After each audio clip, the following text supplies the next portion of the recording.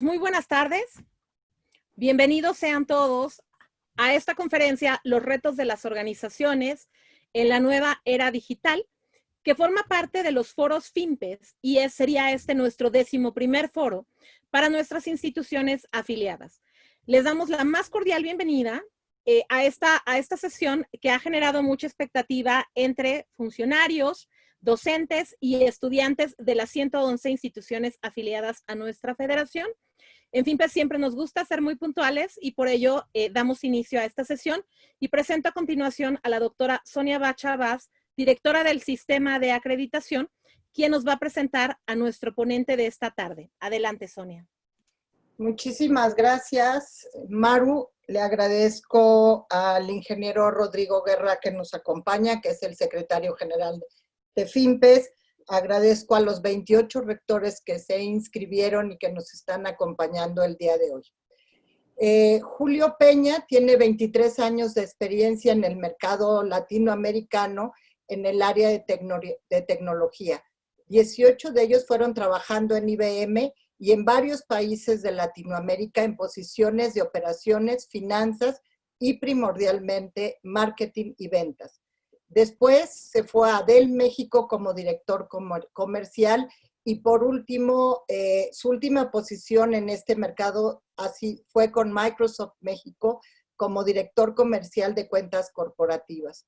Hace cerca de 4 años se unió al TecMilenio como líder de los procesos de crecimiento y posteriormente como director general de TecMilenio Online. Desde junio del 2020 fue nombrado director de desarrollo con empresas y universidades corporativas. Es politólogo de la Universidad de Columbia, Nueva York, y economista de la Universidad Javeriana, Bogotá. Tiene una maestría en marketing, un programa de alta dirección en Harvard y un programa del IPADE, entre otros. Actualmente vive en Monterrey a 38 grados y aquí en México le damos la más cálida bienvenida. Muchísimas gracias por su tiempo. Le agradecemos muchísimo al TecMilenio y a Ana Balán que nos hizo favor de en nuestros cafés FinPes hacernos referencia de esta excelente plática. Muchas gracias. Gracias, doctora Sonia. Muchas gracias a todo el equipo de FinPes. Y pues bueno, vamos a arrancarnos. Voy a compartir mi pantalla solo si yo les voy a pedir el favor si en el chat pueden ir poniendo y quiero darle un saludo a nuestros participantes. Vienen subiendo cada 10 segundos, vienen incrementando, esperemos que de forma exponencial. Pero quiero pedirles el favor, y si me puedes ayudar, María Eugenia, con dudas para ir al final tratando de responder algunas dudas, ya que ya no voy a tener yo la oportunidad de ver el chat al mismo tiempo, ¿ok? En este momento estoy compartiendo mi pantalla. Solo les pido el favor que me confirmen que ya están viendo mi pantalla, por favor. Listo, ya la vemos. No. No, ya la perdí. Ahí está otra vez. ¿Ya está? Ahora sí la vemos. Ahora sí. Ok, pues bueno, vamos a arrancarnos. Una muy cordial bienvenida a todos. Yo creo que este es un tema de altísima actualidad y de muchísimo interés por parte del promedio de las personas que estamos involucrados en temas particularmente de educación o de negocios o de desarrollo de innovación. Y es un tema que involucra muchas fuentes, involucra mucha investigación, particularmente que tiene que ver mucho con prospectología, ¿no? Y cuando se habla de futuro hay que ser muy cuidadosos en las fuentes que se consultan, hay que ser muy cuidadosos en los elementos que se involucran, porque de otra forma podría entrar uno en temas complejos o en temas que no le den la certeza a los diferentes públicos de lo que se está avanzando. El día de hoy, gran parte del estudio que yo voy a compartir viene de dos fuentes muy fidedignas en todo lo que tiene que ver con prospectología. Una es de Institute of the Future en California, que ha trabajado desde el año 68 en todos estos temas y que está muy actualizado en lo que viene hacia futuro. Y la segunda fuente importante es todo lo que se ha venido trabajando en el capítulo de Davos para los futuros del trabajo. Es otra fuente bastante metodológica, bastante académica, de muchísima investigación, que creo que puede respaldar muchas de las cosas que estamos platicando. Entonces, voy a arrancar. La presentación dura alrededor de 50 minutos, entre 50 y 55 minutos, y voy a dejar al final un espacio para preguntas y respuestas. Voy a arrancar con este video, que se tarda alrededor de 2 minutos. Adelante, corre video. Domingos de reflexión. Habitantes, algo está cambiando.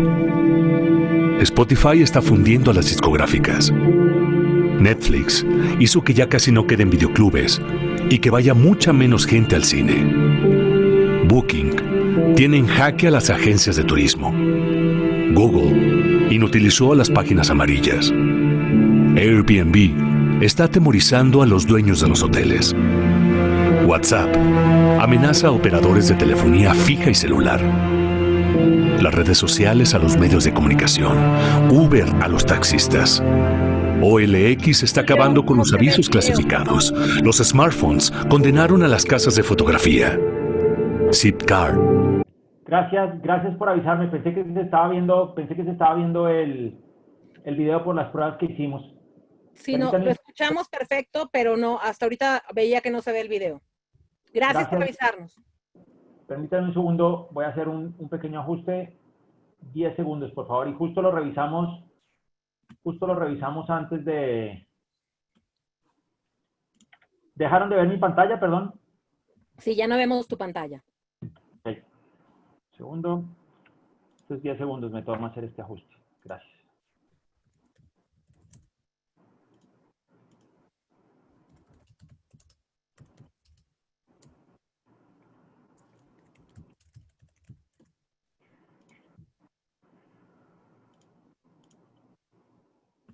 Nuevamente, ¿me podrían confirmar que están viendo?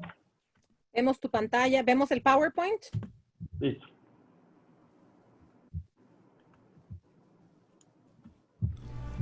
Domingos de reflexión. Habitantes, algo está cambiando. ¿Perdón? Spotify está fundiendo a las discográficas. ¿No se ve el video? No. Y mira. Qué raro.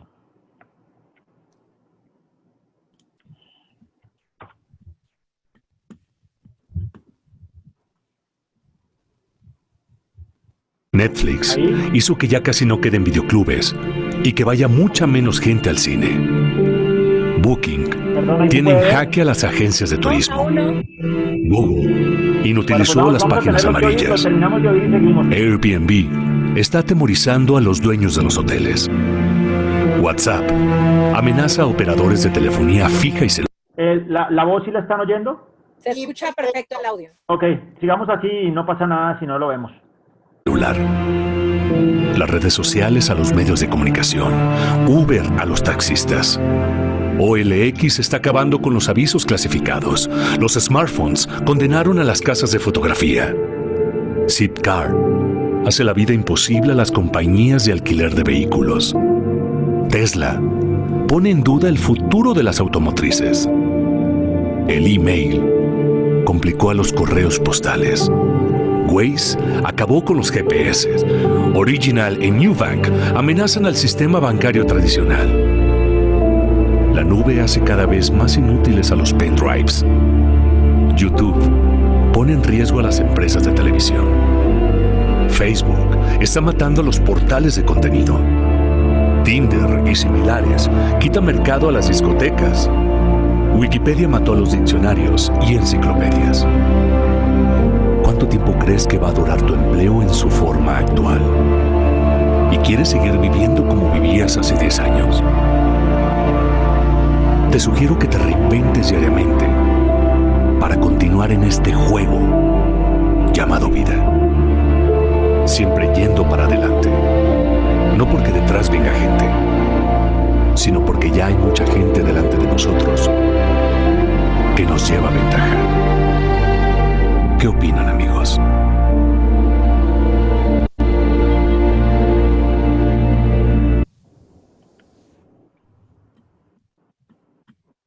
María Eugenia, ¿podrían por favor la lista del waiting room desconectarla tapa de cierta forma mi pantalla? Ok. Me parece que ya está. se quedó activado, pero bueno, sigamos. Bueno, les ofrezco una disculpa, no se pudo ver el video, pero creo que lo alcanzaron a ver. A mí me gusta arrancar esta conferencia con uno de mis libros de actualidad preferidos, probablemente algunos de ustedes lo han leído. Thomas Friedman, pese a que no es ni prospectólogo, ni futurólogo, ni nada que se le parezca, es un journalist con varios premios importantes, con un Pulitzer, y tiene un libro muy interesante que se llama Gracias por llegar tarde. Y este libro lo traigo a esta conversación porque cuando hablamos del tema de la era digital o cuando hablamos del tema de la era virtual, hay muchas confusiones al respecto entre la virtualidad y la digitalidad, y vamos a hablar un poquito de eso en un momento. Pero lo que más me gusta de este libro es cómo él, desde un mensaje muy común y muy popular, entre comillas, puede explicar qué es lo que está pasando en el planeta, ¿no? Y entonces él habla de las tres fuerzas que están interactuando en el planeta en este momento. La fuerza de la ley de Moore, que es básicamente en la que pues, tengo cada vez mejor tecnología a menor costo, a mayor velocidad y a menor tamaño, ¿no? Después habla de lo que está pasando en los mercados a nivel de la globalización y finalmente el impacto que está sufriendo la naturaleza en términos de clima y biodiversidad, ¿no? Al final lo que él dice es que está generando este cambio acelerado, es decir, ¿por qué es lo que está pasando? Y es que en realidad las tres están pasando a una velocidad sin precedentes en la historia de la humanidad. ¿Y qué está cambiando esto? Literalmente está cambiando 5 ambientes y 5 realidades de las economías actuales. Con o sin COVID muchas de estas cosas venían pasando. Yo en mis pláticas normalmente lo que reafirmo es que el COVID lo único que hizo es un periodo que iba a ocurrir entre 2 o 3 años en términos de transformación se aceleró y se dio tan solo en un par de meses, ¿no? Entonces están cambiando muchas realidades alrededor del lugar de trabajo, alrededor de los temas políticos. Creo que ustedes los conocen mejor que yo. Las tendencias hacia los puntos más divergentes son hoy súper conocidas, ¿no? Hacia la izquierda, hacia la derecha. Los conflictos que se están viviendo actualmente en temas políticos y geopolíticos a nivel mundial, los cambios importantes que se vienen en temas étnicos que van a ser profundos. Hoy en día, y para los que les gustan los temas, el último reporte del capítulo de Demographics de las Naciones Unidas nos está dando una visión de, se preveía hace 2 años, se preveía que íbamos a ser alrededor de 10 billones de personas para el 2035. Hoy se estima que esos 10 billones de personas podrían llegar a pasar tan solo para el año 2030. Pero lo más interesante de esto es cómo se van a mezclar las etnias en esos 10 billones de personas. ¿Y por qué es importante entender eso, no? Porque esto tiene que ver muchísimo con el desarrollo y los cambios culturales y tecnológicos que se van a dar en el futuro. Hay temas étnicos importantes en términos de cambios de comunidad y un ejemplo muy sencillo es lo que va a pasar en términos de religiones. Hoy en día, ustedes sabrán, el cristianismo es la religión que más población tiene sobre el planeta. Se habla de que somos de los 7.3 billones de personas que somos hoy en día, hay alrededor de 2.7 billones de personas que pertenecemos a alguna corriente cristiana. Y la segunda corriente más importante, que es el Islam, tiene alrededor de 1.7 millones de personas. Para el 2035, en el reporte de las Naciones Unidas de Demographics, se habla que por lo menos pasando el 2030, ya será mayor la cantidad de musulmanes que la cantidad de cristianos que seamos en el planeta. Se estima que los cristianos vamos a mantenernos en una tasa cercana a los 2.500 millones, pero los musulmanes van a llegar a más de 3.000 millones de personas. Y eso es simplemente explicado por temas culturales asociados a las tasas de crecimiento, a las tasas de natalidad, a las creencias que tiene cada una de sus propias religiones en términos de concepción, y creo que ahí vienen muchos temas interesantes. Cada vez veremos más combinaciones étnicas.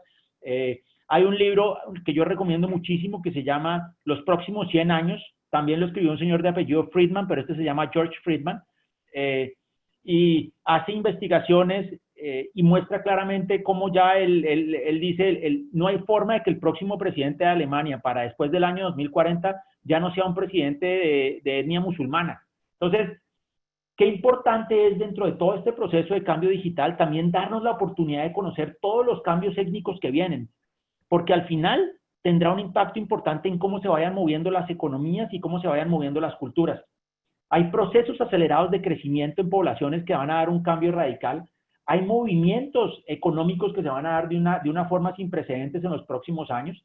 Y ejemplos de eso se dan, por ejemplo, en países que hoy en día, un país como Nigeria, que tiene alrededor de 250 millones de personas, para antes de 2050 va a tener casi 800 millones de personas. Se estima que la población de Nigeria, la población de clase media con un ingreso per cápita de más de $5,000 al año, va a ser de alrededor de 15 o 20 millones de personas. Ese es un nuevo mercado que hoy en día no existe y que seguramente a muchas empresas le puede interesar. O la misma India, que se estima que va a crecer casi a 2 billones de personas, mientras que la China va a crecer a 1 billón de personas para el año 2035. La población de la India va a tener, en las discusiones se va a estar moviendo en que pueden tener una clase media de más de 100 millones de personas, más de 100 millones de personas con ingresos per cápita de arriba de $7,000. Imagínense la cantidad de productos que puede consumir 100 millones de personas. Neveras, licuadoras, coches, motos. El problema que representa esto para esas tres fuerzas que ustedes están viendo ahí es gigantesco.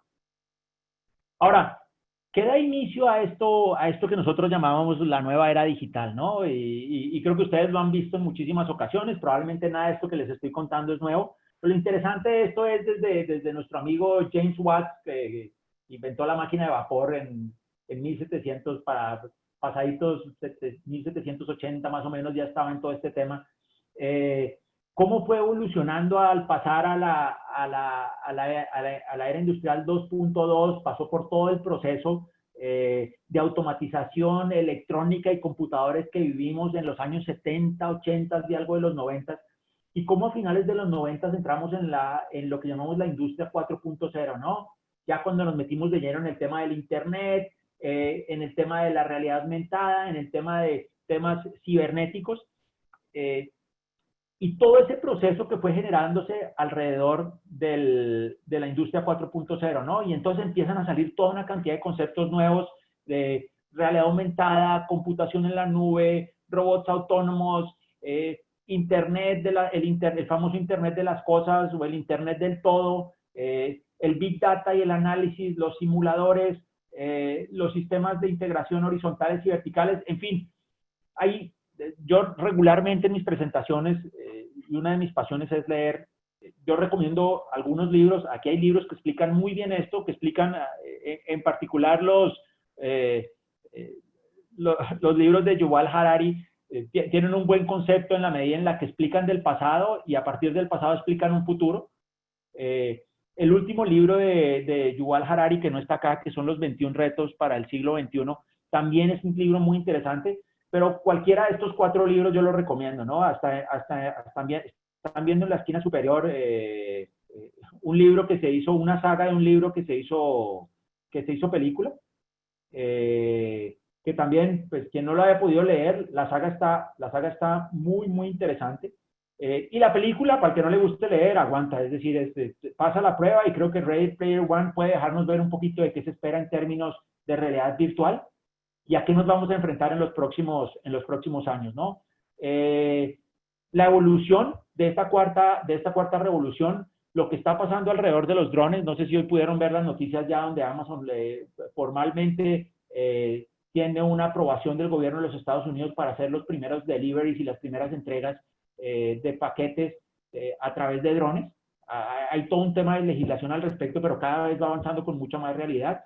Lo que pasó para todos los que vimos ese Jeopardy abajo, cuando el famoso Watson le ganó en el programa de Jeopardy a los genios de Jeopardy a principios de los años 2000, pudimos presenciar esta hermosa evolución, pero fue el principio de Watson, de la primera máquina formal de inteligencia artificial.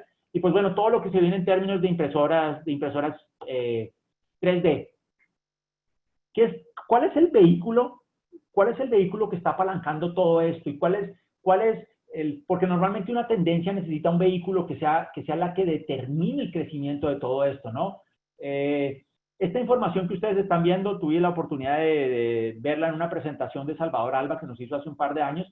Sin embargo, los datos están validados por Cisco. Cisco es la mayor red del planeta en términos de conexiones. Y aquí lo que habla es que hoy en la actualidad una persona en promedio tiene 2 conectores a un Wi-Fi, regularmente su computadora y su celular. Pero lo que va a pasar para el año 2021 es que una persona en promedio va a llegar a tener hasta 5 conectores. En menos de 1 año y medio, 2 años, vamos a tener hasta 10 conectores a la red de Wi-Fi. De todo lo que ustedes se puedan imaginar, ¿no? Ya no solo es el teléfono, ya no solo es el computador, ya no solo es la televisión. Vamos a estar conectados, seguramente el refri va a estar conectado, las llantas de nuestro coche van a estar conectados. Las pruebas que están haciendo, no sé si han tenido la oportunidad de ver las pruebas que está haciendo Nike para corredores, donde hasta los tenis le ponen un chip para determinar el punto en el que aguanta la suela y no te daña la rodilla, y una app te indica que tienes que cambiar tus tenis. En fin, es ilimitada la cantidad de opciones que vamos a tener de conexiones hacia la red de Internet, ¿no? Entonces, en un mercado donde hay 50 billones de conectores al Wi-Fi, ¿dónde quieres estar? ¿Y dónde quiere estar la gente? Por supuesto, en esta red es donde se va a mover todo el comercio global del planeta. Y básicamente va a acelerar los procesos que ustedes ya están conociendo, ¿no? Esto es básicamente, y este es otro gráfico que a mí me encanta, porque es básicamente cuánto le tomó a cada uno de estos aparatitos en conseguir, o a cada uno de estos servicios en conseguir 50 millones de usuarios, ¿no? Y los números son muy reveladores. Los números son reveladores porque básicamente lo que te dicen es, vale, yo nunca me imaginé que le había tomado 68 años a una aerolínea, y nunca me imaginé que a un celular 12 años, pensé que había sido más rápido. Pero lo más sorprendente es cuando me dicen que un Pokémon Go le tomó tan solo 19 días tener 50 millones de usuarios. Y esto fue hasta hace poco. ¿Por qué? Porque tan solo recientemente, para quienes pudieron ver el nuevo lanzamiento del Mario Kart Tour, se convirtió en el juego de móviles de Nintendo más descargado en la primera semana sobre el planeta. 90 millones de usuarios. Ya había superado los 50 millones de usuarios en 3 días. Y a la semana completa ya llevaban 90 millones de usuarios. Entonces, imagínense la velocidad a la que va viajando este tipo de información. Ahora, ¿qué es lo que genera esto, y por qué se genera esto, y cuál es la raíz consciente del proceso de digitalización? A mí me gusta utilizar esta gráfica que utiliza Peter Diamandis. La ha referenciado en varios TED Talks que él ha hecho. Hay un libro de él que se llama Abundance, que es un libro bien interesante, que mezcla algunos de estos conceptos, pero él parte del proceso de digitalización hacia un proceso en el que disrumpe la tecnología y pasa por un proceso de desmonetización en el que las cosas de por sí pierden un valor, como perdió valor las industrias discográficas, como perdieron valores las industrias de los taxis, como perdieron valores la industria aeroespacial, como muchas de las industrias donde quienes estudiamos en algún momento Michael Porter y nos tocó ver las 5 fuerzas competitivas del mercado y que nos decían, no, es que mira, tienes que analizar cómo están los proveedores, tienes que analizar cómo están los clientes, tienes que analizar cómo están las mismas fuerzas competitivas de la industria, los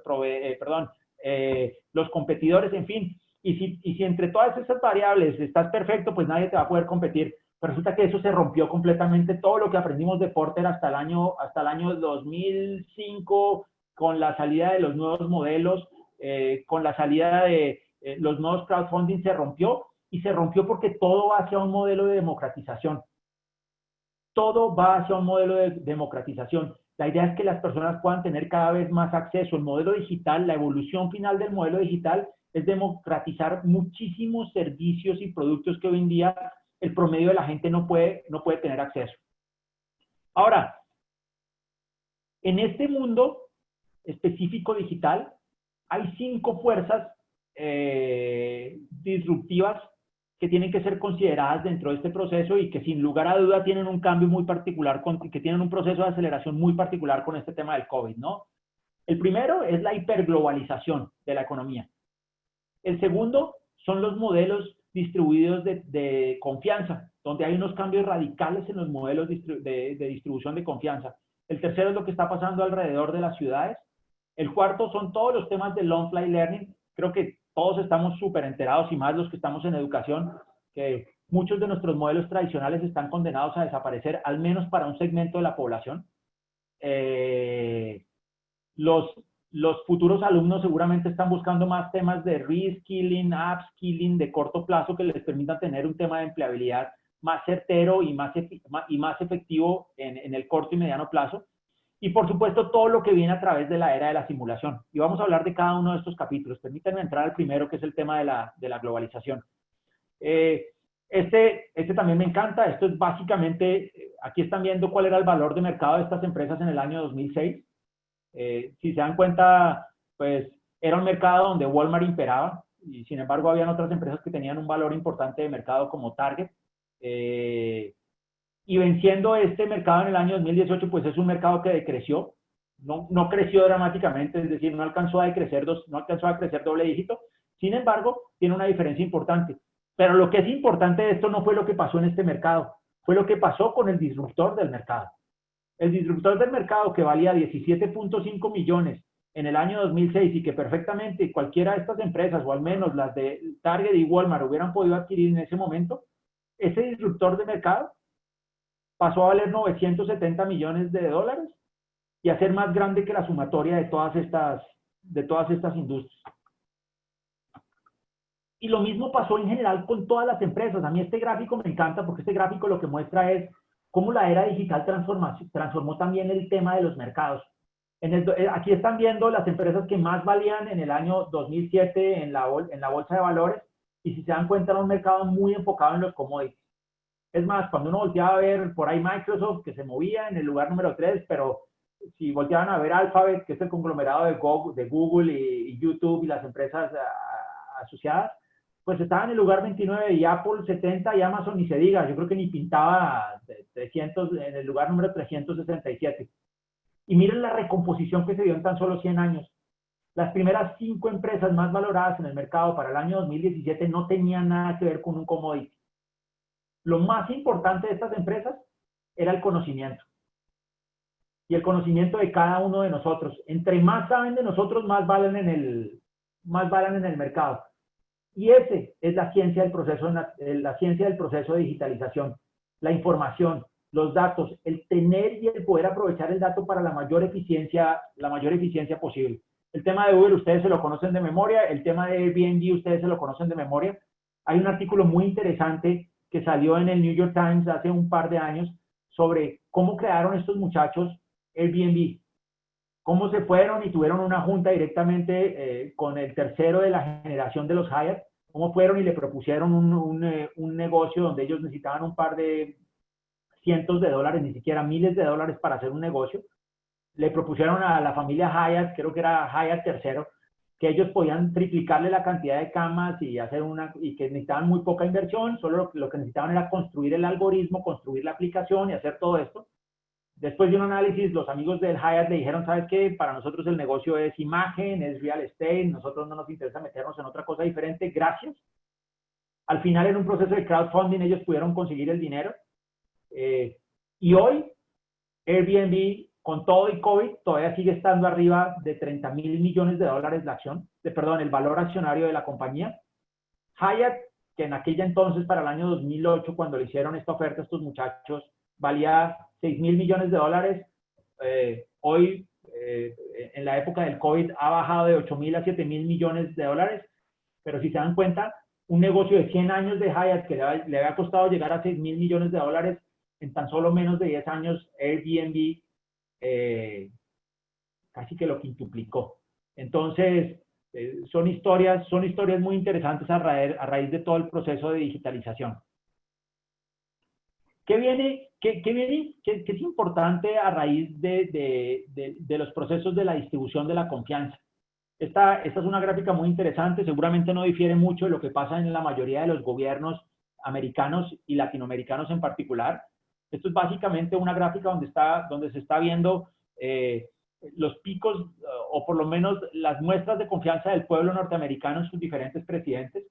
Y básicamente después de Kennedy y Johnson hay una caída dramática para la mayoría de los presidentes, ¿no? Con un tope importante para Bush, evidentemente por los republicanos, pero en general hay una caída masiva de todo el proceso de confianza en la sociedad.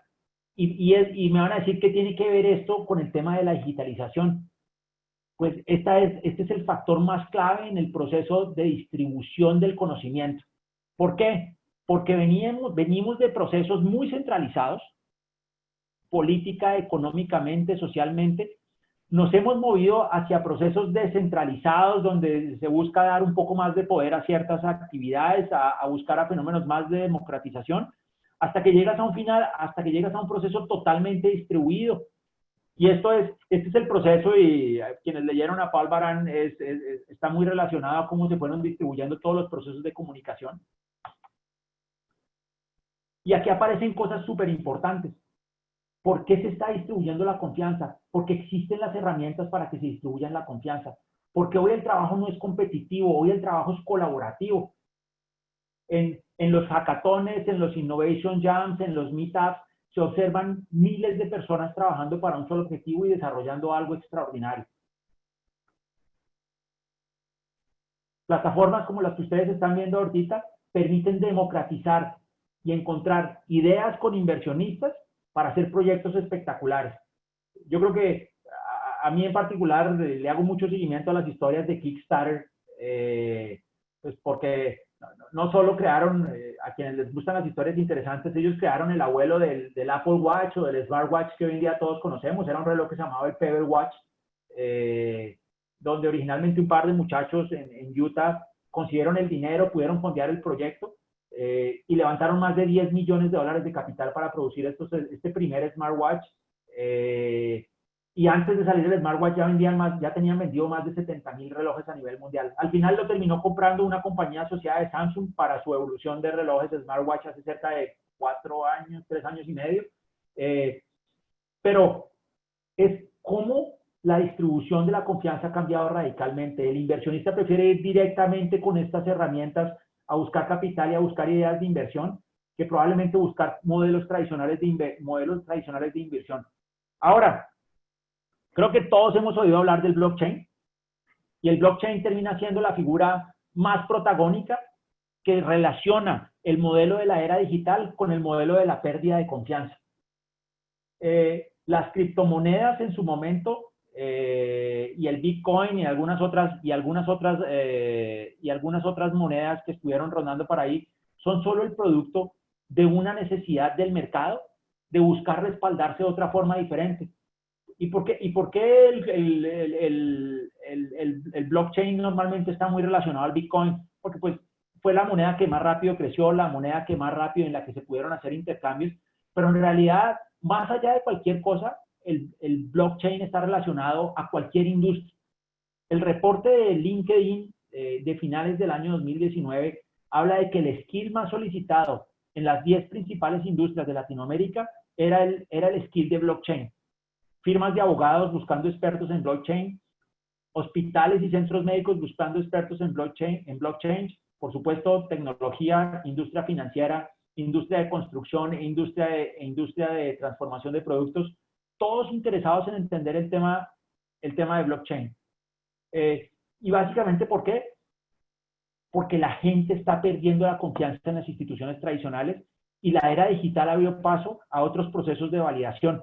Y los procesos de validación son tan reales que ya hay economías donde, y este es un ejemplo muy sencillo en economías como la de Kenia, donde el mercado formal de las notarías desaparece para dar paso a un mercado de blockchain para el intercambio de bienes raíces en una economía. Era tan complicado el tema de intercambio, tan corrupto el tema, habían tantas trabas que los primeros esfuerzos de blockchain por hacer un leapfrog, y aquí no sale bien la historia abajo, no se alcanza a ver bien abajo, pero en países africanos ya cosas de estas se están dando. Y sin lugar a dudas tendrán un proceso de crecimiento acelerado. Después viene todo el tema de las ciudades abiertas, ¿no? ¿Qué está pasando en el tema del leapfrog de la innovación? Y pues vemos rápidamente una urbanización sin límites. Hay un desplazamiento en los últimos 40 años hacia los mayores centros urbanos del mundo. A mí me gusta muchísimo como lo describe Salvador. Salvador Alba, porque él básicamente lo que dice es, lo que hace muy difícil sacar adelante una sociedad en términos de seguridad, en términos de servicios, en términos de desarrollo, en términos de cultura, es la dispersión.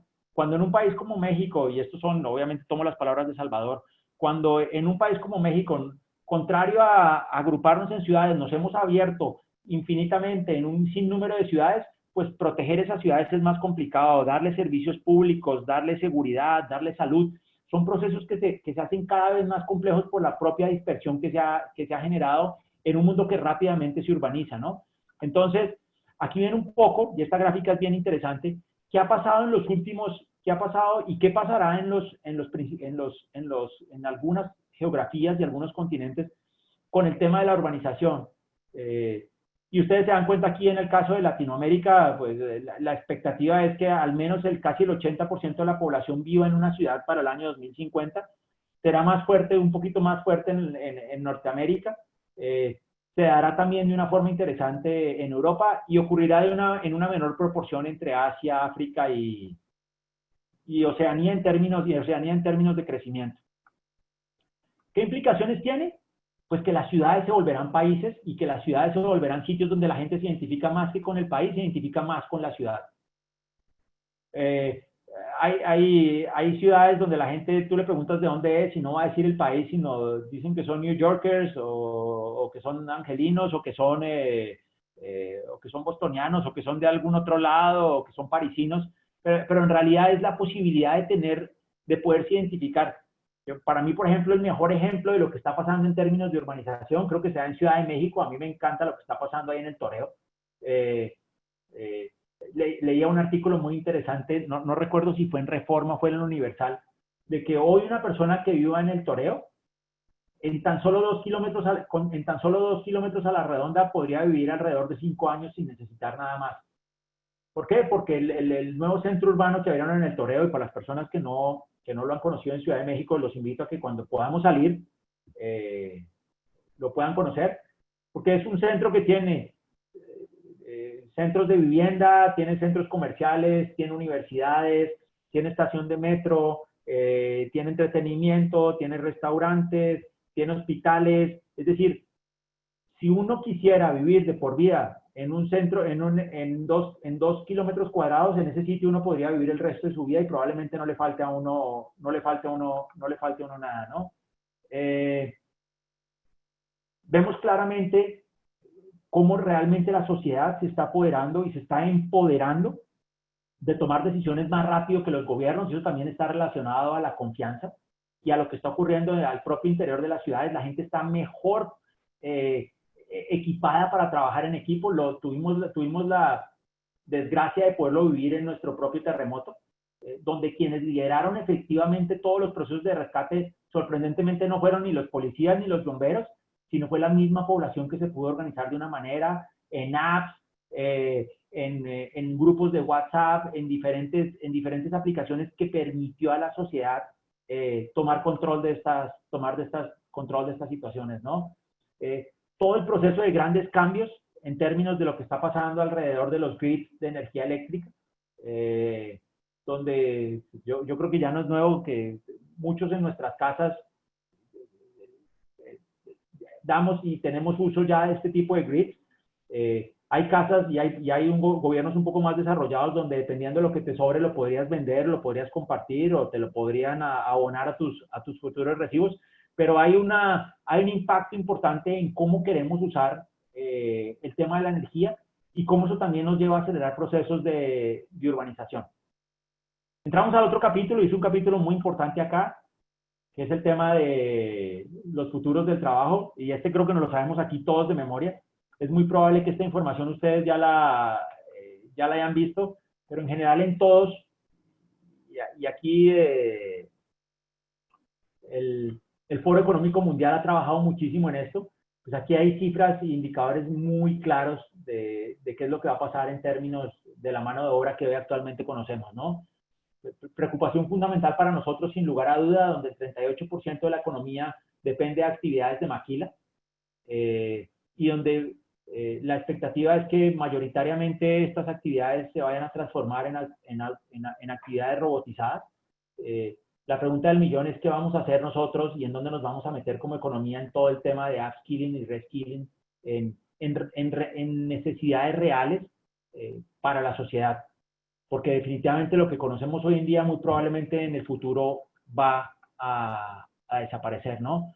Y las áreas más impactadas, pues obviamente aquí las están viendo ustedes, todo lo que tiene que ver con el mayoreo y el retail, la manufactura, el soporte administrativo, el transporte, la logística, lo que tiene que ver con servicios de hospitalidad y muchos servicios profesionales serán los más impactados. Y las clases de trabajo que más impactarán, pues serán los que tú puedas automatizar y que sean muy predecibles. Los manuales seguro, muchos trabajos computacionales van a desaparecer, muchos trabajos de procesamiento de data va a desaparecer. Hoy, creo que más que nunca, ya todos utilizamos un bot, ya hasta cuando te van a entregar un mueble en el mismo Liverpool, ya te escribe un WhatsApp, un bot, y te dice cuándo te lo va a entregar, y te dice, no se preocupe que soy un bot, así que no se tome la molestia de saludarme. Solo dígame si me recibe este día, y si está de acuerdo, póngame sí. Y él ya mismo contesta, autoriza la entrega, y aquí están el día que tú necesitas, te hacen la entrega. Y pongo un ejemplo, ¿no? O entras al portal de Movistar y le preguntas al bot que te entregue toda la información que anteriormente necesitaba procesamiento de alguien, ¿no? Y pues toda la parte de data collection.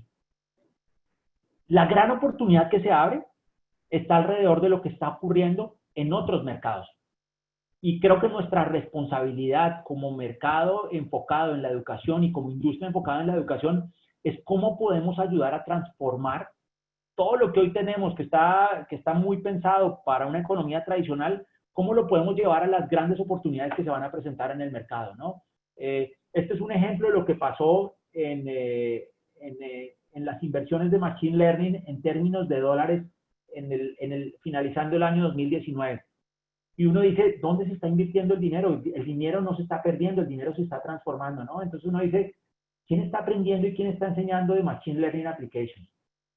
Realmente nosotros estamos metidos como economía y como industria en pensar que estamos habilitando los procesos de Machine Learning, pensando no solo en México, pensando a nivel mundial. A mí a veces hasta, y lo digo con muchísima tristeza, trabajé muchos años en el segmento de la tecnología y era muy doloroso ver cómo en Latinoamérica se desarrollaban pocos hubs de desarrollo de software.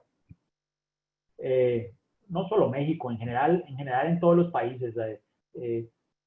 Y ver esfuerzos como los que se hacen en Guadalajara, donde ya hay más de 20,000, 30,000 desarrolladores de software, gracias a los esfuerzos que hacen gobiernos como los de Jalisco, entendiendo que ese es el futuro de la economía.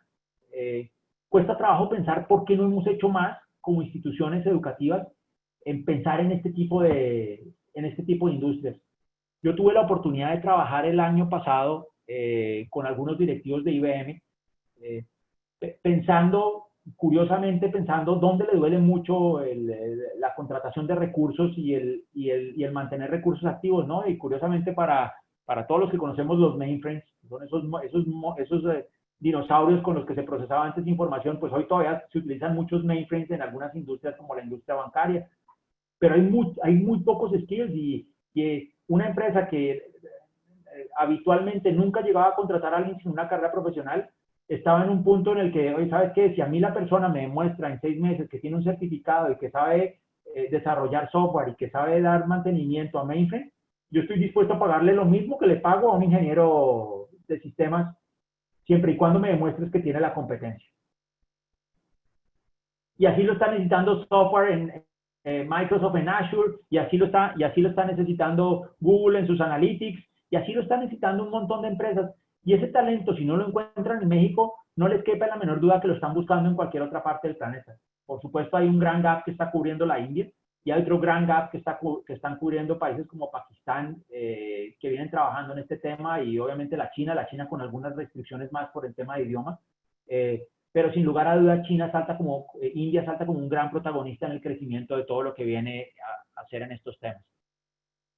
La forma en la que está cambiando el trabajo, y creo que esto se aceleró ahorita sin lugar a dudas, es decir, si no tenemos muchas opciones que movernos en casa, si los trabajos se pierden, si nuestros conocimientos tienen que ser valorados de otra forma, pues hay un movimiento enorme hacia todo el tema de freelancing, trabajos abiertos, trabajos libres. Este número y 35% que ahorita nos quedamos cortos.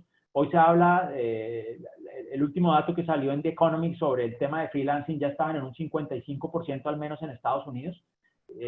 Gracias a una cantidad de aplicaciones como estas, o videos populares que ustedes vieron en su momento, como el del señor que pensábamos que trabajaba en la oficina, pero en realidad estaba ahí con sus hijos.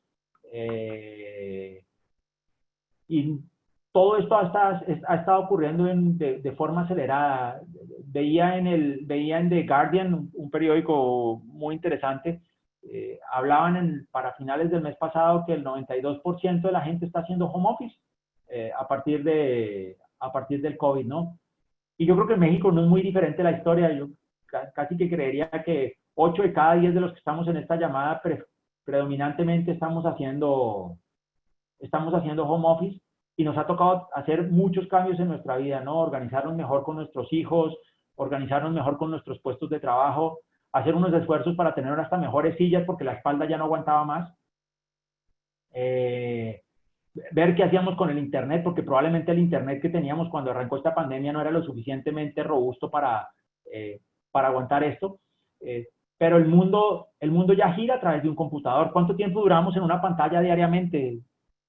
10, 12, hasta 15 horas en una pantalla, y supuestamente cuando terminamos y queremos descansar, entonces nos conectamos al Facebook un ratito. Entonces, no sé si al menos podamos estar 18 horas pegados en una pantalla. Vamos a entrar a la parte del Long Fly Learning, y creo que este es un tema bien interesante en términos de skills y en términos de cómo muchas cosas se van a mover, y les voy a contar casos específicos de lo que nos pasa a nosotros en TecMilenio.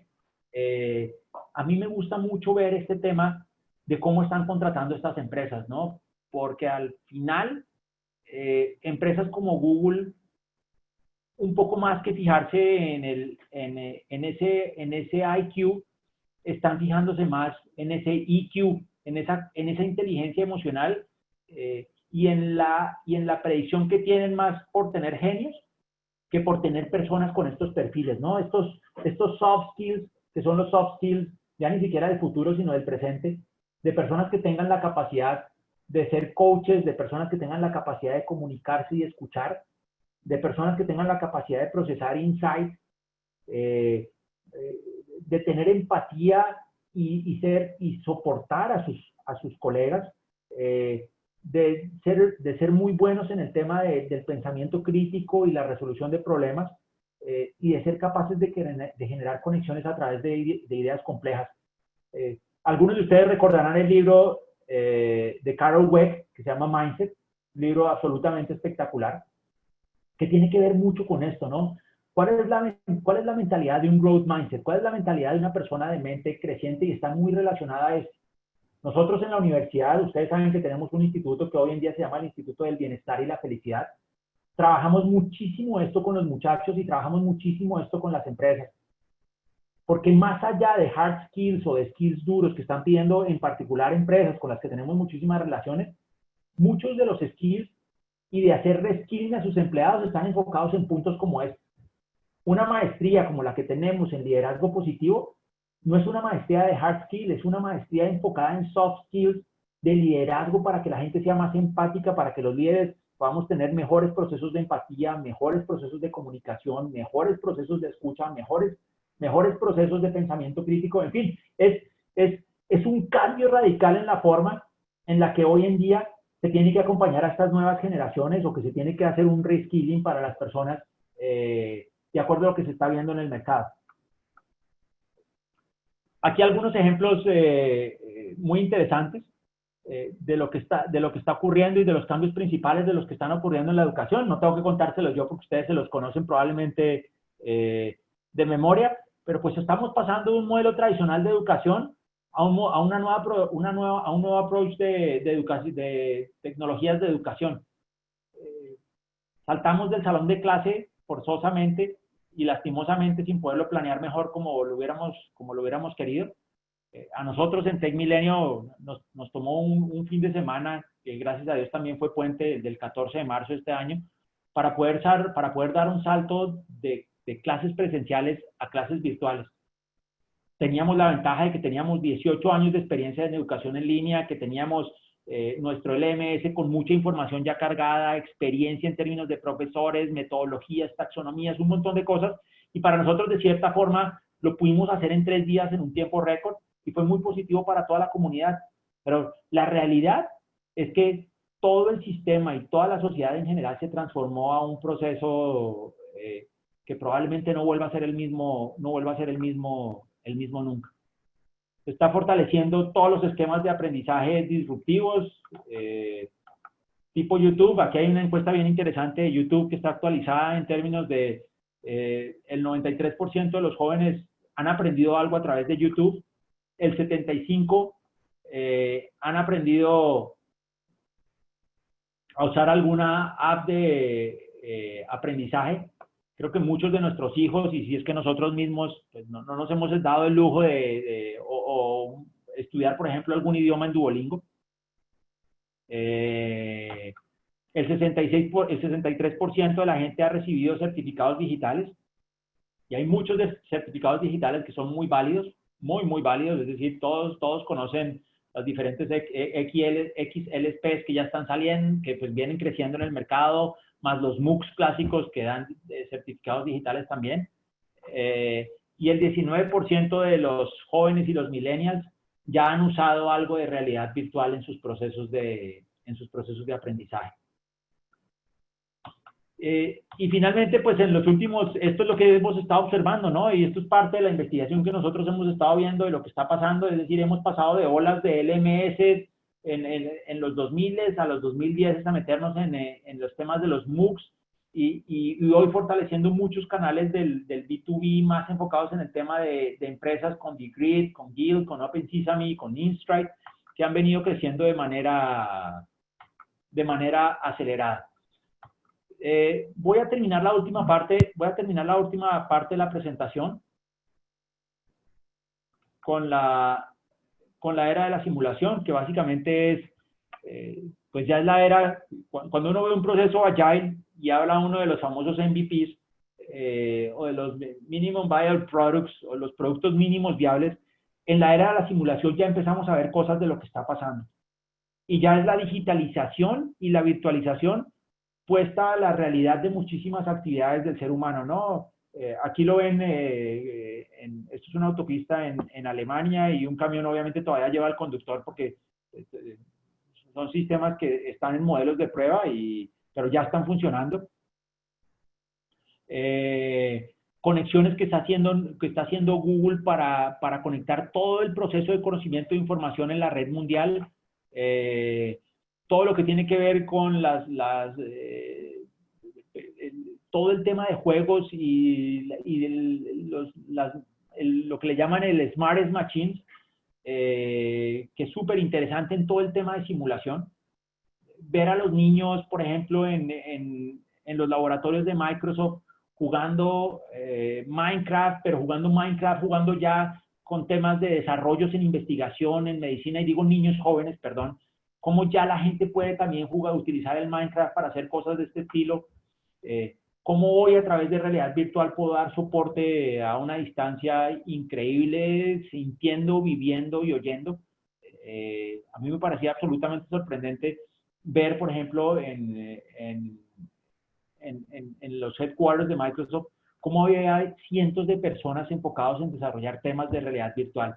Gente especializada en la parte de retina, gente especializada en la parte del tacto, gente especializada en la parte de la audición, porque al final eso es todo lo que busca la realidad virtual, que tú puedas oír, sentir y vivir la experiencia como si estuvieras ahí. Véanse la película de Real Player One, no, de Ready Player One, que ahí van a entenderme un poquito a lo que me refiero, ¿no? El tema de lo que les comenté de Minecraft.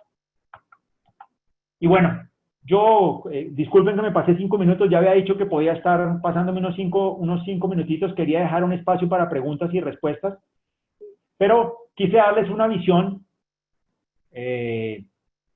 soportada de lo que nosotros estamos visualizando, o por lo menos de lo que nosotros hemos investigado, hemos visto, y de lo que creemos que van a ser los próximos cambios que vienen, ya ni siquiera en los próximos años, sino en los próximos meses alrededor del mundo y de la transformación y de la digitalización del planeta.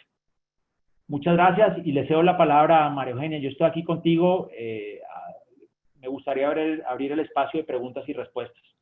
Muchísimas gracias, Julio. Por ahí tenemos, antes de que le doy la palabra a Sonia, que va a moderar esta sesión de preguntas, por ahí nos pidieron que si puedes compartirnos la liga del video que ya no pudimos ver, porque nos quedamos todos muy interesados. Pues si nos da tiempo, vuelvo y lo pongo en un, es más, tengo 2 videos. Hay otro video muy interesante de inteligencia artificial que ya está funcionando en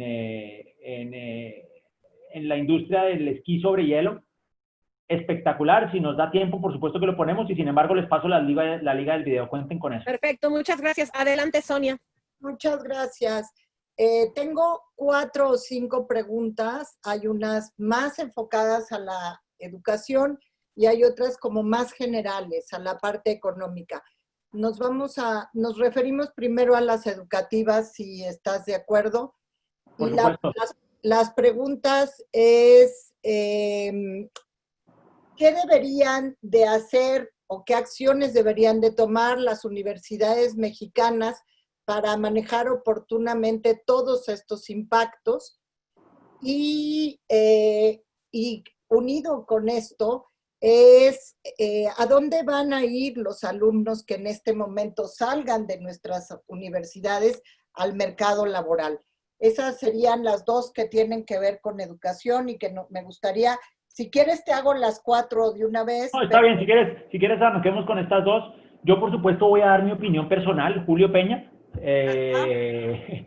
Mira, mi opinión personal es que estamos muy atados a una métrica muy tradicional como universidades, de seguir pensando en estudiantes de programas escolarizados, yo le llamo así, ¿no? De maestrías, de carreras profesionales, y esa métrica nos está poniendo en una camisa de fuerza para algo que el mercado está pidiendo, que es completamente diferente. En el momento en el que podamos soltar esa métrica y pensemos realmente en la necesidad, no de México, en la necesidad del planeta, y pensemos que esto se tiene que deconstruir, porque en realidad es un proceso no es de destruir, es de deconstruir para volver a construir sobre los procesos de las necesidades del mercado. Creo que nos vamos a dar una oportunidad gigantesca de ayudarle realmente a la sociedad y de construir con el sector empresarial las oportunidades de aprovechar los nuevos crecimientos del mercado, porque los nuevos crecimientos del mercado no se están dando en escala en México. Las industrias, cuando ustedes observan las industrias, por ejemplo, de inteligencia artificial o las industrias, uno revisa los indicadores de Machine Learning, por darles un ejemplo en términos de Microsoft y la industria que tiene que ver con Azure. La mayor industria en términos de desarrollo atrás de esto no se da en ningún país de América, normalmente se da más en la India. O todo el desarrollo de aplicaciones, ¿no? Ustedes saben que hay una mega industria alrededor de aplicaciones. No recuerdo bien el dato, pero hablaban de que cerca del 60% de las aplicaciones que se producen para teléfonos Android se dan en el bloque de 5 o 6 países asiáticos. Y nosotros como México no aparecíamos ni en el 2 o 3% de gente trabajando en desarrollos de aplicaciones para Android. Y esa es una necesidad genuina del mercado. Hay otro gran segmento, por ejemplo, en temas de digitalización que tiene que ver con la industria cinematográfica. Si ustedes se dan cuenta, la industria cinematográfica ha estado creciendo en algo que le llaman se me olvidó cómo se llama, real action, es como las películas estas de Sonic, o las que vimos, la de Michael Jordan con el conejito de Space Jam. Ajá. Si alguien se acuerda, por favor me puede escribir, eso tiene un nombre específico, si me lo pueden escribir en el chat se los agradezco. Pero esa industria es una industria multimillonaria que se estima que va a crecer exponencialmente en los próximos 5 años y requiere cualquier cantidad de desarrolladores, expertos en cinematografía y en producción y código y nosotros no estamos siendo un eje relevante en eso. Hay 5 o 6, live action, muchas gracias Jorge. Hay 5 o 6 empresas mexicanas que hacen un esfuerzo extraordinario por tratar de hacer películas de niños o en dibujos animados, pero las hacen con las uñas. Entonces, genuinamente mi respuesta es, hay que deconstruir, hay que soltar los indicadores tradicionales y hay que enfocarnos en las necesidades del mercado. Lo que tenemos es población para poder capacitar, y lo que tenemos que hacer también es un esfuerzo para ver entre la parte activa económica, empresarial, cómo podemos ayudarle a todos esos muchachos a tener ese conocimiento que apalanque el propio crecimiento de la industria y se pague. Algo muy parecido a un par de universidades en Estados Unidos, no es Minerva, sino hay otra universidad, ya me voy a acordar y les digo, donde literalmente tú estudias, tu carrera es gratis y la pagas los 2 primeros años que ellos te consiguen trabajo. No es Minerva, es otra universidad, en cuanto me acuerde les digo, pero creo que es el modelo del futuro. El modelo del futuro es un modelo de coinversión con el mercado empresarial o Singularity. con el mercado... Perdóname. Singularity. No, no es Singularity. Ahora me acuerdo y les digo. Pero esa es mi respuesta y nuevamente quiero aclarar que es la opinión personal de Julio Peña. Muy bien. Las otras dos te dije que eran un poco más, que tenían que ver más con una parte social, económica. La democratización de la era digital permitirá un reparto más equitativo de la riqueza a nivel mundial. Se abrirá más la brecha. Ante la era digital, ¿en qué lugar queda la fórmula de la competitividad, ofrecer calidad, servicio y esas cosas? Es una pregunta muy compleja de responder. Yo no tengo la respuesta completa. Lo que sí tengo son algunos datos que respaldan la pregunta, y es en ese mismo informe de Demographics de las Naciones Unidas, sí se estima un crecimiento de la población en términos de poder adquisitivo. Es decir, va a haber un crecimiento aproximado de entre el 20 y el 25% de la clase media de la población mundial. Lo cual, desde la perspectiva de la economía, en términos de riqueza, implica que va a haber más personas con mayor poder adquisitivo en los próximos 15 años dentro del planeta. Para el resto de las preguntas no tengo una respuesta exacta. Muy bien. Y por último, ¿cuáles son las carreras del futuro? Pues mira, el capítulo de Future of Work de Davos creo que es el que más ha trabajado en este tema, de todos los temas que estén enfocados a inteligencia artificial. Creo que ya ni siquiera hablan de que sean del futuro, ya son casi que metiendo la mano en el presente, pero están muy ligados a los ejes de la gráfica que mostré en la cuarta revolución. Todos los desarrollos alrededor de Machine Learning, inteligencia artificial, robótica, ¿cómo se llaman estos? Los que van a empezar a hacer el delivery de Amazon, los drones, cualquier cosa de esto es lo que está relacionado a los trabajos del futuro. Pero el componente básico que nosotros hemos visto en la universidad viene ligado a ese hard skill de conocimiento específico en un tema del futuro, pero el soft skill viene relacionado en un tema específico de la persona. Creo que hoy más que nunca la necesidad es apoyar a la persona en el desarrollo de soft skills que están muy relacionados a esa capacidad de mindfulness, a esa capacidad de empatía, a esa capacidad de comprensión, de diálogo. Son impresionantes las cifras cuando haces un análisis de las tendencias en términos de depresión, ansiedad y suicidios que se ven para los próximos años. Es la próxima pandemia. La pandemia de los próximos 10 años está relacionada a episodios de ansiedad, depresión y suicidios. Y creo que la gran oportunidad que existe es poder acompañar todo esto en un mundo tan digital, donde la gente va a pasar 15 horas de su vida enfrente de un computador.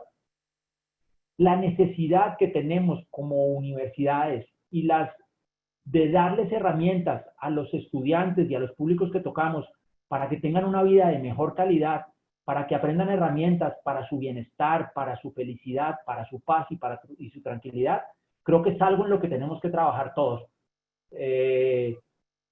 La Universidad TecMilenio en los últimos 7 años, a través del Instituto de Ciencias de la Felicidad, ha hecho un trabajo extraordinario en traer aprendizajes, en traer conocimiento académico y científico sobre lo que ocurre alrededor de esta ciencia del bienestar.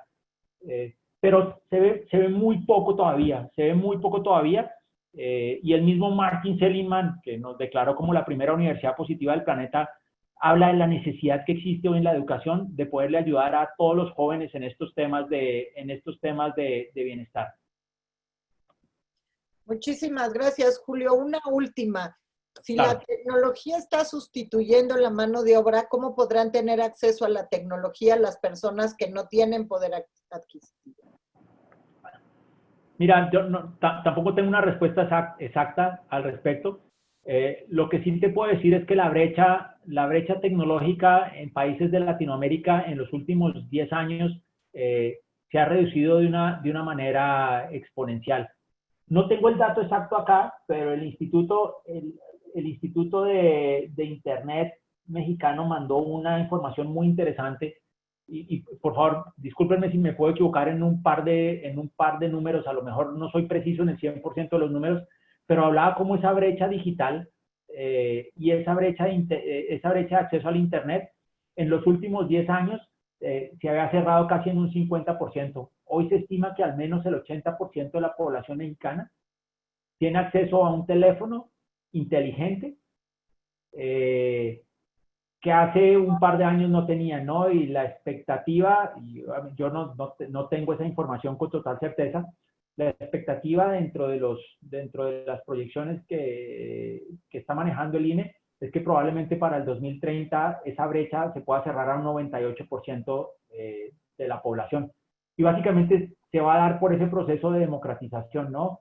Tecnología cada vez más barata, tecnología a mejores precios, los famosos globos de Internet de Google, que no sé si los han oído, es un proyecto que ya está funcionando en varios países de África, es un proyecto que está funcionando en varias regiones de India, y lo más probable es que si la brecha de Internet no la cierra el propio gobierno mexicano, van a llegar compañías que por sí, solas con el proceso de los datos, van a pagar el acceso a Internet de la gente.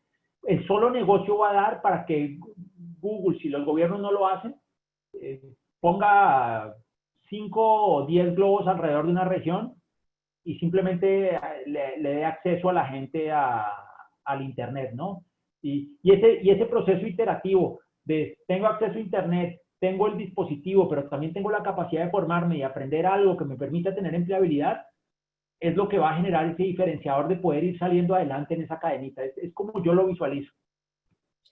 Pues te agradezco mucho, te agradece FinPes, y me parece que el ingeniero Guerra quiere agradecer también y despedir la charla. Muchísimas gracias de mi parte. Yo les mando el video a través de Ana, y les agradezco muchísimo a todos por su tiempo. Muy seguramente no les compartí una ciencia oculta ni nada por el estilo, pero lo más importante de esta charla es que hemos podido entrar en un proceso de reflexión y de acciones específicas, y que cada uno de ustedes se haya podido llevar algo en lo que diga, quiero intentar hacer esto, quiero cambiar esto, quiero acelerar esto, pues porque ya el futuro ya no es del futuro, el futuro ya está aquí hoy. Gracias. Ingeniero Guerra. No está abierto su micrófono. Está en mute. Ingeniero, nada más tiene que abrir su micrófono. Gracias. Les decía buenas tardes a todos y nuestro agradecimiento por haber asistido a este foro. Este es el 11º foro que FinPes organiza en beneficio de las instituciones integrantes de esta federación. Hemos tenido, así como ustedes, alrededor de 2.500 personas en estos 11 eventos. Y quiero agradecerle a Julio, a Ana, el apoyo del Tech Milenio para haber desarrollado este tema. Yo trabajé muchos años en la IBM y me tocó vivir la época en donde entraban en las computadoras y la revolución que esto genera en las sociedades y en las organizaciones. Sin duda, el COVID vino a acelerar una serie de tendencias, como lo dijo Julio, que ya estaban ahí. Quizás ahora esta plática nos deja con inquietudes y con posibilidades de reflexión para compartir con nuestros colegas dentro de las universidades y eventualmente visualizar otros caminos una vez que la economía empiece a recuperarse. Quizá el eslabón más importante será, y Julio lo mencionó muy de pasada, el que el sector empresarial, el sector productivo, aquel que genera los empleos donde trabajan o trabajarán nuestros muchachos que se gradúan, incursione también en la digitalización de la actividad productiva. Todos estos ejemplos que Julio mencionó sobre Google se encuentran también en Microsoft, se encuentran también en Amazon, se encuentran en la IBM, pero al final de cuentas la actividad económica, la actividad laboral se desarrolla en cientos y en miles y decenas de miles de organizaciones. Y quisiéramos encontrar la forma en que el sector productivo, los empresarios de hoy y los empresarios de mañana, abracen la digitalización como un instrumento de trabajo y de proceso de progreso y de éxito. Y eso un poco lo debemos enseñar dentro de las aulas todavía mientras los chicos están con nosotros en los salones de clase o hoy a distancia. Y eventualmente habrá que resolver algunas cosas, algunas preguntas que hicieron por ahí señalaron. Es la parte económica y hay un ambiente externo que habrá que saber manejar. Todas estas tendencias en el mundo de la educación básica, por ejemplo, toparían, sobre todo en la educación básica del sector público, toparían pues ni más ni menos con los sindicatos de maestros. Y en Estados Unidos, pues de repente hay rechazos también de parte de los maestros que batallan para evolucionar y esos maestros tienen lo que allá le llaman el tenure. Y tampoco es así de fácil lidiar con esas realidades. Así que, y la tercera fuerza es que hay un contexto político alrededor de todas estas actividades. Y ya lo vimos con el creador del Facebook, cuando algunas de sus actividades incurrieron en algunos procesos electorales y fue llamado a declarar en el Senado de los Estados Unidos. El ambiente político, el marco jurídico, las normatividades pueden estorbar, pueden apoyar, pueden canalizar el avance de la digitalización. Les quiero comentar que ahorita estamos en un proceso de negociación de una nueva ley general de educación superior en México. Hemos discutido pues ya más de un año, hemos repasado como 11 o 14, 13 versiones del proyecto de ley. El proyecto de ley ya está muy cercano a que se mande al Congreso, a la Comisión de Educación del Senado, que es la Cámara de origen, y luego pues se votará y hemos ido tratando de mejorar las oportunidades dentro de esa ley, futura ley de educación superior, las oportunidades para la educación superior privada. Y una de las cosas que no hemos podido ganar en esta larga discusión con este proyecto de ley es que inviten y con voz y voto al sector productivo de México a que pertenezca en un consejo de coordinación de la educación superior que va a marcar los destinos y los rumbos de la educación superior en México. No tenemos una respuesta clara por qué no quieren dejar participar al sector laboral profesional, que es quien determina pues el marco de habilidades y de duras y suaves, como mencionó Julio, necesarias para el éxito en este nuevo contexto digital donde se está moviendo el mundo. No sé si vamos a tener eventualmente, hasta ahorita lo único que hemos logrado es que el sector productivo sea invitado a las reuniones, nada más, sin voz y sin voto. Y nosotros quisiéramos que el sector productivo tuviera una voz dentro del rumbo de la educación superior, precisamente por lo que Julio acaba de explicar. El mundo se está moviendo tan rápido que necesitamos una fuerza dentro del marco normativo que mueva a la educación superior en las direcciones y en las velocidades que el mundo demanda. Y ese es un reto que estamos enfrentando hoy día. ¿Qué estoy diciendo con esto? Que todo este contexto de digitalización que hemos estado escuchando con mucho interés de Julio, con el apoyo de TecMilenio tiene un contexto externo que tenemos que saber manejar. Por supuesto, México tiene problemas muy básicos, pobreza, injusticia, desempleo, violencia, etcétera, etcétera, que a veces han servido para distraernos o distraer a los líderes hacia visiones de futuro. Y eso ha sido un problema porque hay que, como país, nos gustaría, y todas las organizaciones deberíamos de aprender en eso, lidiar con lo urgente y también lidiar efectivamente con lo importante. Y esto que acaba de Julio de presentar es lo importante. Hay cosas urgentes que tenemos que lidiar y ahorita estamos lidiando. Ustedes están lidiando con las respuestas educativas en el ambiente del COVID-19. Así que, bueno, nos deja Julio con inquietudes, con ideas y tarde o temprano en los siguientes meses vamos a montar un foro más o menos parecido al anterior. Vamos a invitar muy específicamente a los rectores y a sus mandos principales a que escuchen pues algunos proyectos sobre desarrollo. El foro se va a llamar La digitalización de la educación superior en México, una necesidad y una oportunidad, algo así como por eso. Así que el tema está ahí, el tema debe recibir continuidad, el tema está para quedarse y lo único que debemos de hacer es aprovecharlo en nuestra ventaja en lugar de dejar que nos arrollara. Así que, bueno, a nombre de la FIMPES y de las instituciones, nuestras 111 instituciones, a nombre de nuestros casi 800,000 alumnos que tienen ustedes, queremos agradecerles por haber estado con nosotros, comprometiéndonos a seguir apoyando a la educación superior en general, a la educación superior particular y a las universidades de FIMPES que nos apoyen para seguir existiendo como federación. Muy buenas tardes, muchas gracias, que esté bien, mucho éxito. Gracias. Gracias. Julio, te vamos a mandar un regalito a tu correo. Gracias, qué amables. Que es ese que tiene ahí Maru atrás de ella. Pero te mandamos para que tú escojas ese, el que tú quieras, que es lo que estamos y lo que hemos dado a todos los presentadores. Muchas Perfecto, está espectacular, muchas gracias. Gracias. Muchas gracias, Julio. En nombre de todos los asistentes, te dejaron muchos comentarios que están muy agradecidos con esta presentación. Con mucho gusto. Buen día a todos. Gracias a todos. Hasta luego. Buenas noches.